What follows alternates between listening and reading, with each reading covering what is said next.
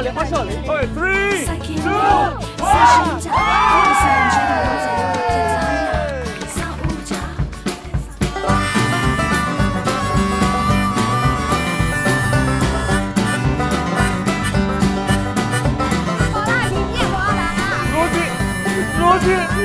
ုက်တာ sorry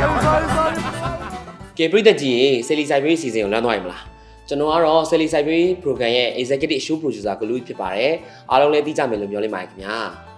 ခုလိုမျိုးတခဲနဲ့အားပေးခဲ့ကြတဲ့အတွက်ပရိသတ်တွေအားလုံးကိုကျွန်တော် shooting ကနေမှ appreciate လည်းဖြစ်တယ်ကျေးဇူးလည်းတင်ပါတယ်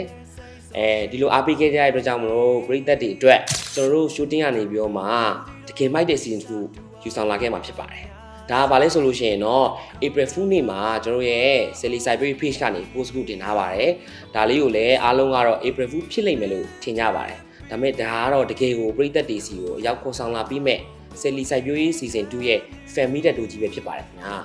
TV ဖန်သားပြင်မှာရော YouTube တွေမှာပါတကယ်နဲ့အားပေးခဲ့ကြတဲ့ပရိသတ်တွေအတွက်ပျော်ရွှင်စရာအခိုက်အတန့်အားလုံးကိုပရိသတ်တွေစီကိုအရောက်ယူဆောင်လာပြီးမှဖြစ်ပါတယ်ခင်ဗျာအဲ့ဒါကတော့ရန်ကုန်နဲ့မန္တလေးမြို့တွေမှာပြုလုပ်သွားမဲ့ Selly Cyber ရဲ့ fan meet တူပဲဖြစ်ပါတယ်ခင်ဗျာ